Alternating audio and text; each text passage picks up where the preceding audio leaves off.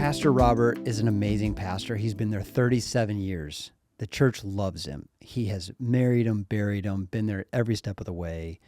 But the church just doesn't know what to do because he is clearly losing his effectiveness. He's getting more and more tired. He's forgetting people's names.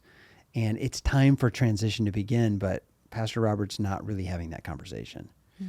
The number of churches that are facing this scenario, there's a lot of them. Mm-hmm. They love their pastor. They don't want to push him out, but they would love to have the comfort of knowing what's next.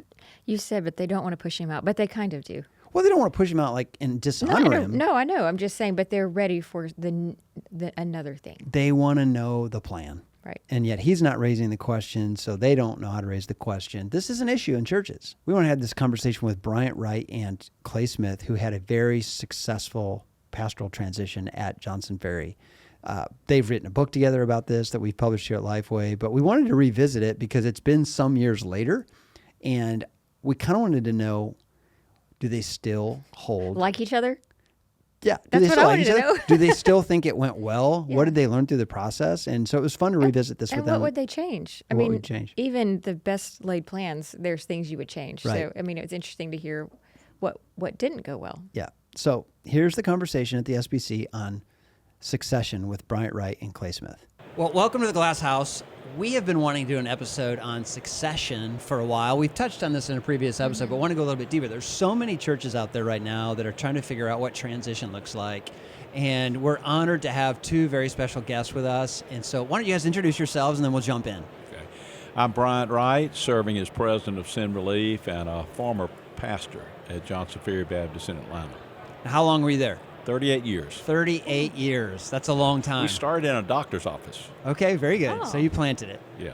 Yes. Yeah. Okay, Clay? Yeah. And I'm Clay Smith, and I've been at Johnson Ferry for almost 5 years now, having taken over after Bryant retired.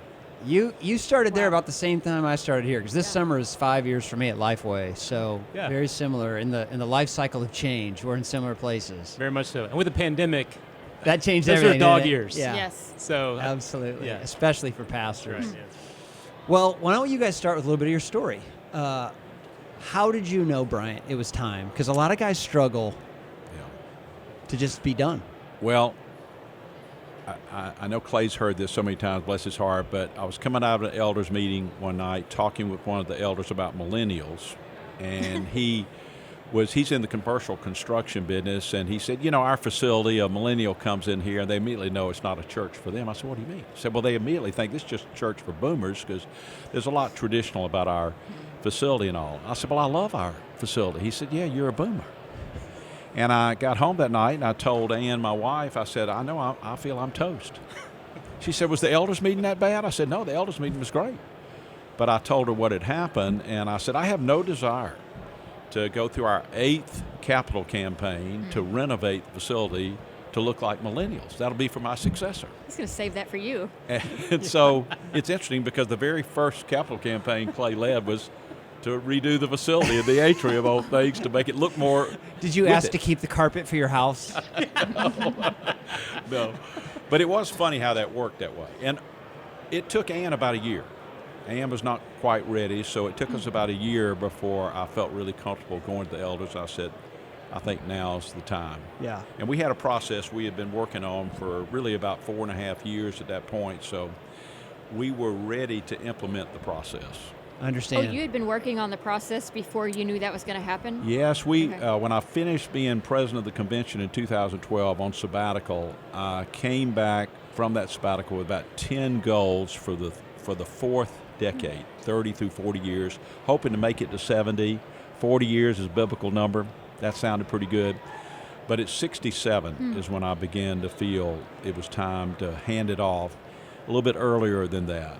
And I think that time, though, of the elders each year having a checkup on our game plan of what we were going to do was really very healthy for the church. We were adding to it each year. So it was about a 6-year total process. That's great. So, Clay, when did you enter the picture and how? So I met Bryant actually a long time ago.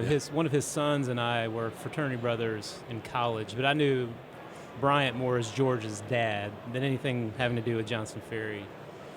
But I was in a mentor group that Bryant did with a number of young pastors, as he's done that for almost a decade now, and benefited from that. And it was a unique group because there were 6 pastors in there. The other 5 had all followed long-tenured pastors at healthy, successful churches. And that was not my story. At the time, I was pastoring a church in Charlotte. It was a revitalization kind of work. But it was enjoyable to learn from those guys, not thinking that would be my story. And then probably about 6 months into that process, Bryant contacted me, along with some other guys, and just asked if I'd pray about putting my name into their plan, into their succession plan, and be considered. And we prayed about it. Honestly, the first reaction, as much as you might think would be yes, was actually no. Oh, I'd be no. I'd be like, I'm not following someone for 38 years. Exactly. Like, well, one, we were very Yeah. happy where we were. God was doing a lot of great things. Thought we'd be there much longer than 5 years. And to your point, I didn't want to be the guy after the guy. You want to be the guy after the guy, right? Yes, I mean, yeah. let the after initial the guy who take the blew hits. it up, and then you come in and yeah. Exactly. So, but we prayed about it and felt the Lord's leading just to take a step, and knowing that either one of 2 things would happen. Either one, God is leading us somewhere, or we would just reaffirm our love for where we were. But as it happened, God led us to Johnson Ferry, and it's really been wonderful. That's awesome.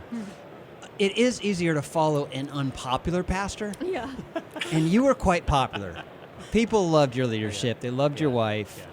Even for your wife, was it a little bit scary to come in and follow the pastor's wife who'd been there 38 years? Like, that's sometimes even more intimidating. Well, Bryant and I have talked about that before. In the whole succession conversation, there are 3 parties that often get talked about: the outgoing guy, the incoming guy, and of course the congregation. I do think a very overlooked 4th Yes. party is the pastor's wife. For sure. One, just because the influence, and one, a sense of identity. I mean, and I think the pastor's wife fills at a completely different level than others. For sure. And Anne's been such a wonderful part of Johnson Ferry's story for so many years. Yeah. But that's really important. So for my wife Terica to come in, one, it was great that she and Anne are great friends and get along really well. Yeah. And I think that, like a lot of things at Johnson Ferry, Anne and Bryant made that a very easy transition Yeah. to us. That's scary, though, because for the wife, every wife has a different personality. Sure. You have to come in thinking, oh, I've got to be like that one, Yeah. the one previous. And, I would not personally probably fit that mold, so it'd be hard. It'd be scary. It would be. Yeah. We were just talking about Bellevue, with Steve and Donna. Following Steve would be hard. Following Donna would be Oh. harder. That's true. So, when you have really great leadership, it's hard for people to come around that. We were like, well, we're not on that list. So, one of the questions that we want to ask you guys is, it's been 5 years. Yeah. The dust has settled. You can see history a little more clear. What would you do different, or what went well? For churches out there especially who are thinking about trying this, what advice would you give them? Well, I hope this doesn't sound bad, but I don't know of anything I would do different. Clay may have some thoughts on that. One thing, your successor knows your flaws better than anybody, just like people on your staff know your flaws better than anybody. And so it's a little different from the successor's perspective, but I feel like the Lord led us to have a good plan, and then the Holy Spirit stepped in, guiding in the process. And I think it's great that after 5 years, our relationship still is healthy, as it was really more healthy because we've had time to visit and talk about things over these 5 years. I want to say one thing Clay did super when he came in view of a call. He said some of his friends said that's big shoes to fill when he told them he was going in view of a call to Johnson Ferry. And he was telling our congregation about that in his sermon that day. And he said, but I hadn't come to fill Bryant's shoes. I've come to fill my shoes. And I turned to Terica. I was sitting right beside his wife. I said, oh, this is great. They're hearing there's a new sheriff in town.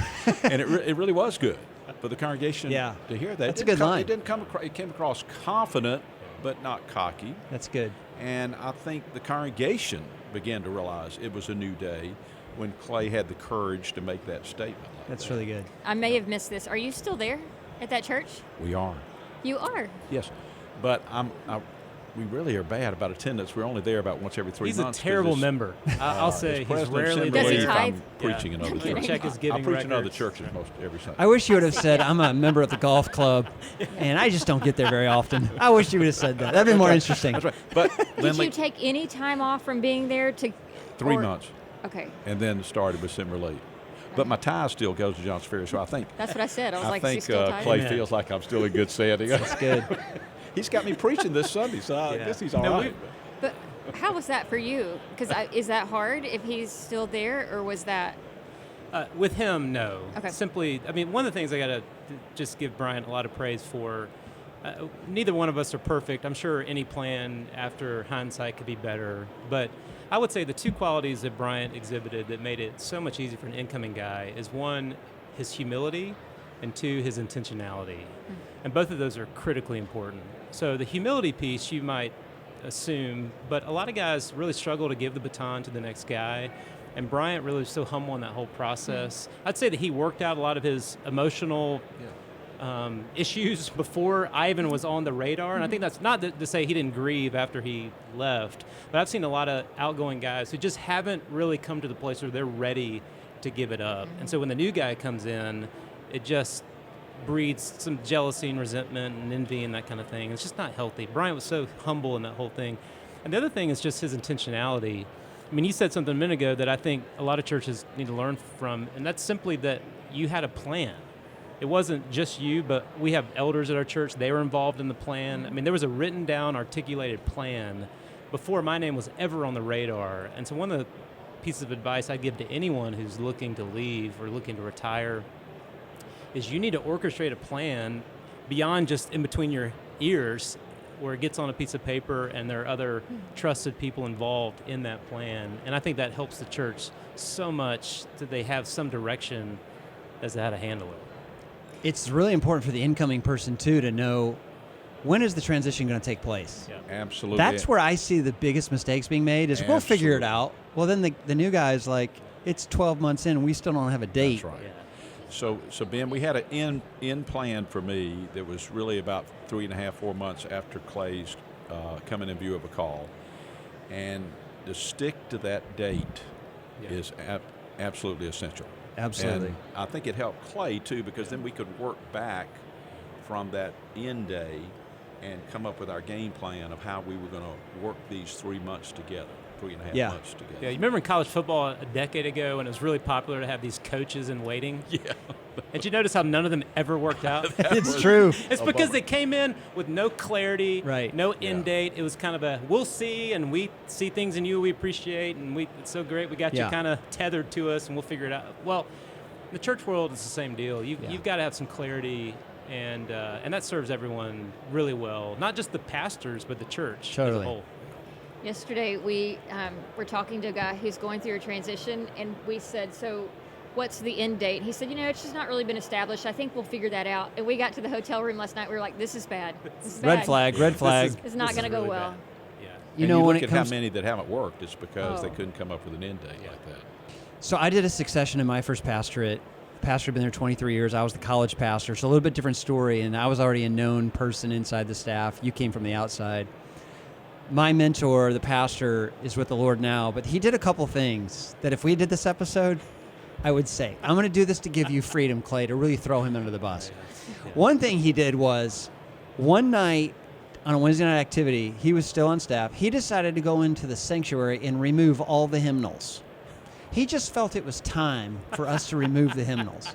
He said, I should have done this years ago. I wanted to do you a favor. I was like, do you know how hard it was for me to say, I need you to go take all 500 of those and put them all back? But I do think there is a sense of the guy going out, like, I want to clear the path so for some things that I don't want him to have to deal with. Was there anything that you felt like, I wish I'd have handled that before I left? Well, can I say two things that I think were good? We have been in two styles of worship for many years. Yeah. 3 services in contemporary style, 3 services in traditional style, simultaneous, and I would alternate rooms. Well, the traditional style was in a steady, slow decline for about 10 years. Yeah. And so I felt it was important to go from 3 to 2 services before the new guy came. This is before Clay came on the scene. Which is a big deal. Because really, it was going to be very tough for him to come in, realize we don't have a critical mass out here for these 3 services. I got to change it. Well, that makes him the bad guy right up front. So I think that helped. But I think also I moved out of the pastor's office when Clay came. And I think that was important for the congregation to see that Clay really is the new pastor. And I was out of that office. There was a symbolism there that I think was very important for that to happen. I'm glad you brought that up, because that was the second thing I was going to say is he kept his office, and I had this office like upstairs in the back of the church. Well, as you know, the moment you're elected, you're the decision maker. That's right. So I had all these people filing up around the church in the back doors, and it really would have been helpful had we just made that decision right there to swap offices. But I think it would have been awkward for him to take that office. I keep thinking about this guy collecting these hymnals. Like, where did he put them? Did he put them in the office? Where did these 500 hymnals go? You know what? In And his did he do it big by office, himself? in his I mean, office. That is a great question. I've never I asked can him just where he imagine him, stacked like them. on his calendar, he's got, from 1 to 5 p.m. I just 500. collect hymnals. I think he just had a whim one night. He didn't have much to do. He didn't have anything to do with his hands. Is he in heaven now? He is now. Yes. Well, then he's chuckling about it now. Yes, he Yes, is. yeah. If he'd been listening to the podcast, he might not Of have felt course, as good. he but- subscribes. We have left 2 places and not done the best job of just saying, you can't ask us about that anymore. You need to go straight to the other person. So did you guys have conversation ahead of time? Because I know that you probably had a church member or 2 come to you and say, They want a private conversation. I can't believe you're going to give this church away to Clay or something. No offense. No, yeah. Well, I think there was such excitement about Clay coming from the outside, probably a little different than what y'all have faced there. But we definitely have a lot of our peers, as we see them in public. We love Clay. But It's just not the same. yes. And I say, isn't that wonderful? Because, our generation had our day. And it's no longer our day. It's a new That's good. generation's day. That's a great line. That's your answer. And we feel like we're just kind of diffuses that because they really would like for us to, I'm so sorry, that kind of thing.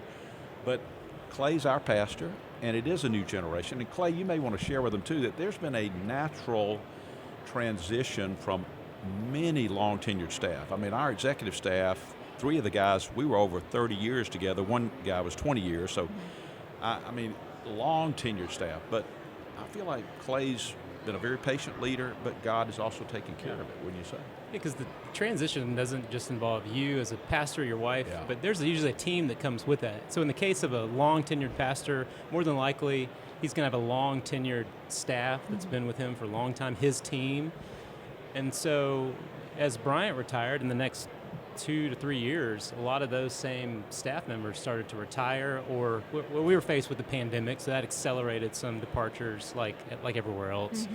So we had to rebuild that entire team. So our whole executive staff really turned over in the first 18 months. And then all of a sudden now I'm the second oldest person on our executive team, which just gives you a totally different look. And so it's just this tension as an incoming guy of wanting to, honor the past and build off the past, but then recognize it's a new day and we're going to where God is leading us. And I thought this was a funny story. I think it was maybe 2 or 3 SBCs ago. We went to California. Brian and I were on the same plane, and I got off the plane, and the pilot happened to be a member at Johns Ferry. And they said, "Oh, Pastor Clay. And I didn't know that he was flying the plane. And I was like, "Oh, hey, good to see you." And I said, "Hey, Bryant's right there." And he goes, "Who's that?" I go, it was just a good reminder that like anywhere, change happens, and we have a lot of new faces that weren't here for the transition, Right. and for all intents and purposes don't care about it. I mean, they don't have the history. Never they don't- affected they them. Didn't affect them at all. Mm-hmm. They're just here because of what God's doing now and how the church is a benefit to them. So it's just a good reminder, I think, for all of us that we're all interim pastors. That's right. We all have different seasons, and just try to be faithful in the season you're given. Do you know Ecclesiastes 7:10? I'll bet you don't. I don't, but it's kind of embarrassing when you ask the pastor about a verse like that. I would never actually- know this You're really verse. putting us on the spot. No, Listen I to can't this. play I it. actually know it, This but is I the don't want to only one ruin he it for knows. Ben. I'm going to let him That'd be quote very it. good. 'Cause, No, go ahead, Clay. No. This verse is really powerful. It says, "Do not ask, why were the former days better than these? It is not wise to ask this." That's great. In our times of transition, that verse has been That's great. powerful for me. As an outgoing pastor, even as an incoming leader, all we have is now. Yeah. All we have right now is the church as it exists right now. Yeah. We can't change the past. Yeah. The future is in God's control. All we have is now. That's good. And I think one of the things that's what I love about your leadership, Bryant, is reminding your peers of Ecclesiastes 7:10 that, hey, we had our day. It was great. But today is today, and we need new leadership. Absolutely. But it takes a lot of maturity on your part. I don't know who mentored you, really, to get to the point where you were okay to say that. You know, I had great parents. Had great parents. Had a dad that was Mr. Encouragement, and I had a mom who wanted to be sure I never got the big head. The big head. That she was very insistent on that. That was a great balance to have. What did she do? I'm more interested in her now. She just wanted to be sure I didn't get the big head. Like in sports and stuff? Well, also Just in in the general, church, just yeah, the way in church. God was blessing Johnson Ferry and all. Oh, really? So even as you were a pastor, she Oh, would yeah. remind you. Now, when both my parents died of Alzheimer's, and of course that'll raise all kind of questions when you're our generation thinking about that. Thankfully, it wasn't early onset, but my mom did begin to praise me when dementia set in. Only then. So I don't know exactly what that said. But that's also when you knew something was wrong. That's right. And by the way, she was a lovely lady. It wasn't like she was a negative lady. She just wanted to be sure. Well, Who much is given, much is expected. Don't Yeah. get the big head. Those kind of things. wow. Anyway, It's I'm really thankful good. for that. I'm thankful for my dad, who was also an encourager too, though. Well, let's talk to the pastors and wives out there that are thinking about doing this. There's, in most states, 20% of pulpits are open. Is that really? well, Is it that much? I was recently with a state Wow. convention leader, and he said 23% of the Wow. pulpits in our state are right now in a pastor search. So what's happening is there's not enough outside people to come in and lead churches, so the pressure now is succession. Yeah. How do we find somebody now before the pastor leaves? How would you encourage them to do this? Well, that's a big part of why I wrote Succession, because I felt this tidal wave was coming, because Generation X just doesn't have as many people Right. as the baby boomers do, so it makes sense that there would be a shortage. One thing I would say, it's really good to begin early, because then once a pastor hits 60, people are starting to wonder. It's not like the conversations are pushing you out when they say, how long are you going to keep doing this? They genuinely want to know. Just curious. They're curious. And 6-0, I mean, they just start wondering. So I do think you need to start it sooner than you think. And you think 60 is the magic number? Well, I think Ish. that is a time that a lot of people, but secondly, I can't say how much the elders appreciated me bringing it up. I love what Bob Russell says in his book about succession. Great pastor at Southeast Christian, and they did it very different because Dave Stone was there a very long time. But he says, look, when the pastor comes up with a succession plan, it's a succession plan. But when the elders come up with a succession plan, it's a firing plan. So true. When I read that many years earlier, I thought, I would like to be the one to initiate the process. But they were very thankful, Yeah. because they don't want to bring it up because they are fearful you'll think they are trying to Yeah. run you off. So that's what I would say. Start sooner than you think you should. Yeah. And then look at some processes that have worked and ask yourself why they have worked. And the big weight lies with the retiring pastor, because you've got all the chips. Yeah. I mean, 38 years with the congregation, you've got the trust, you've got the respect of the folks, so you have the biggest responsibility of letting go. I think where Clay has been great, though, is he has honored his predecessor continually, no matter whether he felt like it or not. He's been very good about that. But I think that's part of Clay's comfort in himself. He's comfortable in his own skin. And so if you're the successor, I think you need to have enough confidence if you're going to follow somebody that's been a long tenure person, because nothing can change the fact that they've got all that respect and years of credibility with Yeah, people. that's good. But he has really been great about doing that. Yeah. Here's where and Clay and I have talked about this the other day a little bit, but when you have a divorce, the big tendency in a divorce is for the spouse who's felt most sinned against to badmouth the other one. And it crushes the child. it crushes the child because so much of their psyche is in mom and dad. So that's like just tearing down half of their heritage.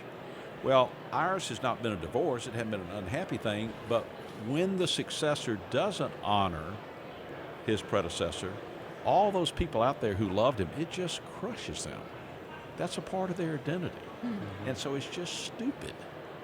Yeah. Even if the guy was kind of goofy and a jerk.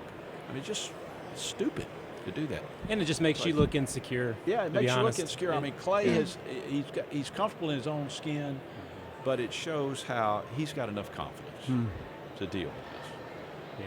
One thing I'd say about succession too is, as an outgoing guy saying that, to say start earlier, that makes sense. But even as a guy, I mean, I'm in my middle 40s. I mean, I think I need to think about succession earlier than just waiting until my mid to late 60s. I mean, I think that's something, whether it's something I share publicly or not, I think I need to lead in that way to think, okay, let's say I retired a decade from now, not that I'm going to, but what if I did? How would I lead different?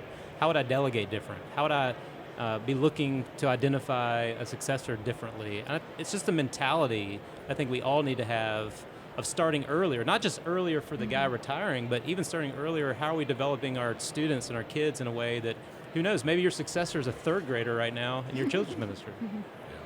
But are you leading in such a way that you're providing a vision for them to one day be a pastor of this church or some other? I think it's a mentality as much as anything. That's good. Clay, certainly some have contacted you to say, hey, I'm thinking about doing a similar thing you did. What is your advice to them? Run! Just kidding. It sounds like the Johnson Ferry story is a really good story, but you've probably been aware of other stories that haven't gone well. Yeah. What are your, like, hey, look for this, look for this, look for this. What are those things? Well, we've covered a couple. Clarity is huge. So I think having a plan, an articulated plan that more than just the outgoing pastor and you share together. So whether that's a board of deacons or elders or some kind of trusted group, that you have a third set of eyes that's aware of what that plan is. I think that's really important. The other thing that Brian and I talk a lot about is a culture fit. I think is really important, meaning not so much do you have great gifts and competency to be a great preacher and pastor, but do you fit the culture of that church and that community? And I don't think that's talked enough about in all these searches, and I think it's huge. So I think Bryant and I are very different people. We have different personalities. I think our ministry philosophy is very similar.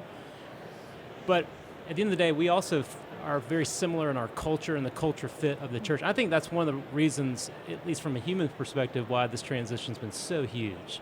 So that's not to say that God can't use people that might be an exception to a culture and have great success, but on the whole, do I quote unquote fit this church? And I think that's something that you really need to think about before That's you a go great there. I think word. it's the most underestimated aspect of search committee. Culture fit. The cultural fit. And that includes obviously God's man and solid scriptural foundation, all those kind of things. But our first church plant, we were so excited. It was going so great. It was just about 8 or 9 miles north of us in North Atlanta, suburban community, business and professional crowd. And we let those people in that church plant that we sent out there call their own pastor. And he was a fine Christian man, but he was a blue-collar guy in a white-collar community. Yeah. And within a year, they fired him. Yeah. Well, Johnson Ferry realized all these other church plants after that, we were going to call the pastor because we were going to be, most of all, trying to discern, was this a cultural fit for this community? If you don't have it, it's not going to work. I mean, Peter Drucker says culture trumps strategy every time. So if you overlook that, you're setting yourself up for failure. Yeah. We saw this a lot in Denver because we planted in Denver, and we would meet with church planters who were thinking about coming to Denver, and they'd come with their Texas cowboy boots and their big belt buckles, and we're like, look, you're going to have to lose the boots. When we did tour around Denver to figure out where we were going to go, he showed us Dave Howarth showed us all these areas of Denver. And then we got to this one area. He said, these are primarily young families. And well, we had 4 elementary school kids at that time. And we were like, this is it. Like, because we fit in that context of like, we are mostly going to be able to minister to young families. We're not going to be with like college kids. They're not going to be drawn to us. And Which was hard because we wanted to be super cool, skinny jean wearing downtown people. you did. I did. I was like, Oh man, it just It- got it- it would've demolished. been Well, Totally he said fake. we wanted that. I was like, no, I was raising four Well, it just kids. sounded cool. Live downtown, like have it downtown. Yeah. Like, it sounds cool, even though it's yeah. crazy Yeah, expensive Denver, and hard. that's right. Yeah. But you're right. We ended up planting with people that we would normally hang out with. Yes, I mean culturally, we were a good fit in where we planted. That's really good. Can I ask you guys a couple of side questions related to transition? Sure. You wrote this book. So first of all, talk about the book. What's in it for somebody who may be looking for a resource? And then what chapters would you add now? If you could go back and re-release it. Well, I think And we could maybe add, Clay has a thought on that too. Well, we could add chapters about 5 years later, because it was one thing to write a book 3 months after I retired from Johnson Ferry. That sounds great, and I love doing it. And it's really more like a memoir in the sense of the succession part.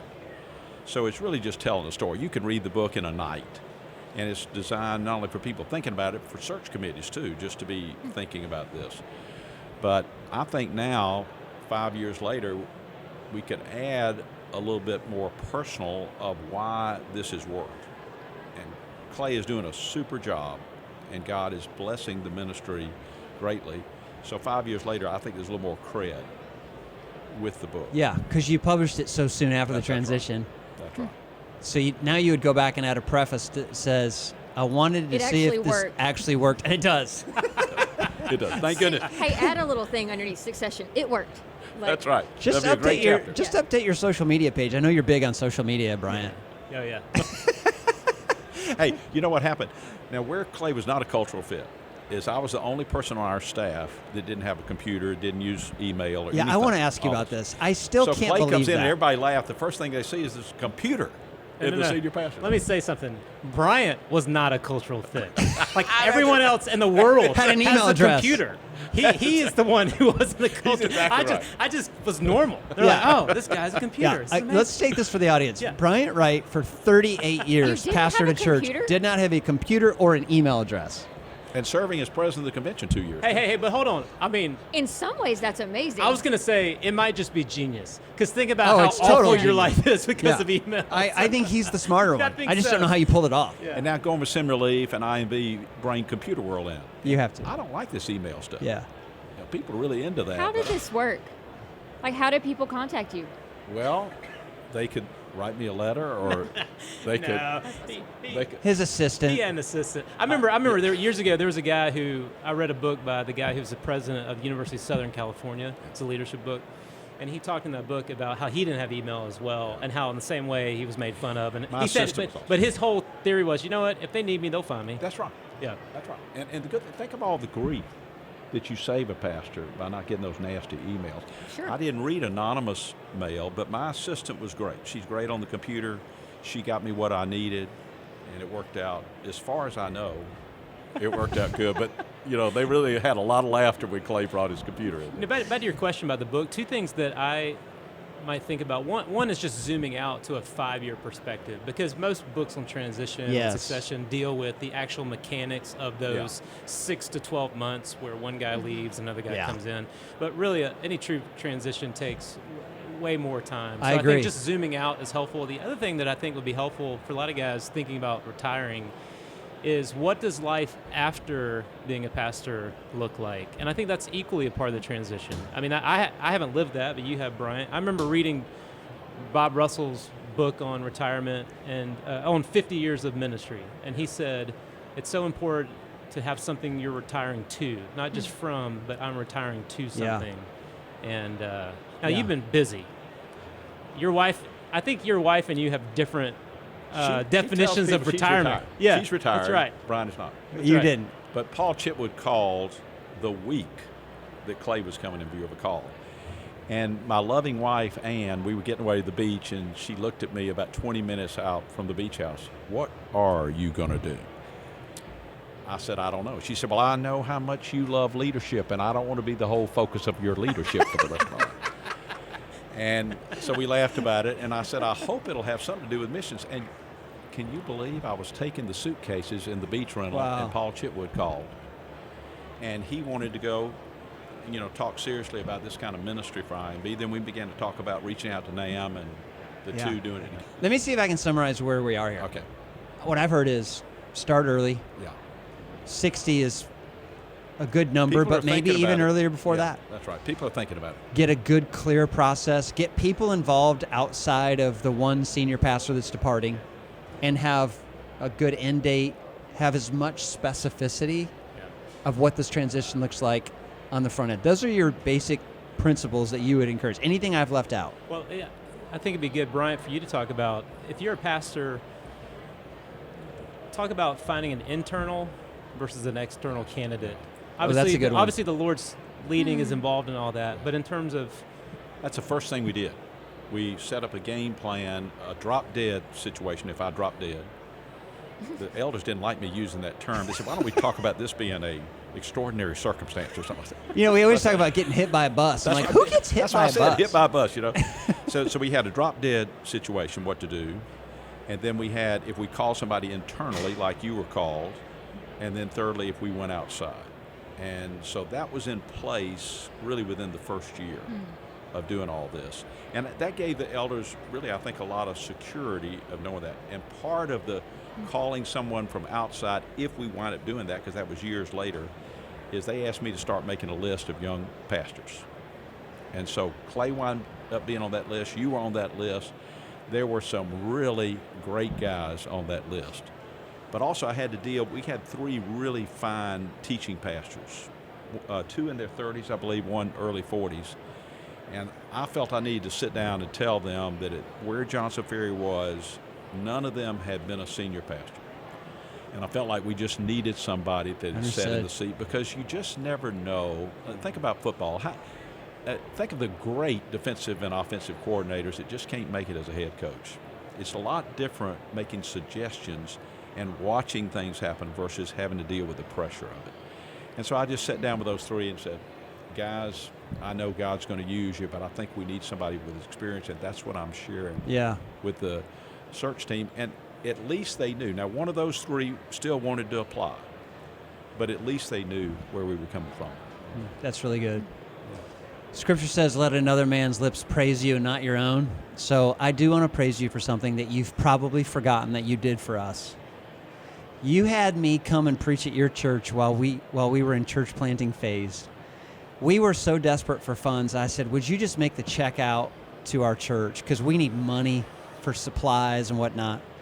You made the check out to the church, but you also gave an equal amount of money to Lynley and I and insisted that we do something for ourselves. Bryant, thank you for doing that. That spoke volumes to us about how much you not only cared about the success of our church, but about us as a couple.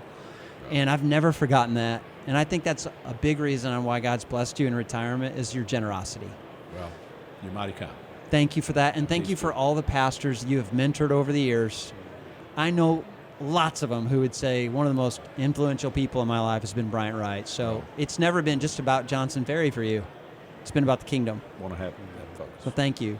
I want to encourage everybody listening to pick up a copy of Bryant's book, Succession, not just because Clay Lifeway helped me sells on it. too. Sorry. His name's on the front. Bryant and Clay's book, Succession. It's Bryant's book. But you can get it at lifeway.com. Somewhere in there, that's right. Yeah. I encourage you to buy a box. Yeah. Hand them out to all your friends. Yeah. But thank you guys for coming and sharing. This has been a great conversation. The Glass House is executive produced by Angie Elkins, edited and engineered by Donnie Gordon with help from Nathan Howard. Show notes and production help from Nikki Ogden. Photography by Emily Bergeron and Bailey Watley. Recorded at the Lifeway Podcast Studio in Brentwood, Tennessee.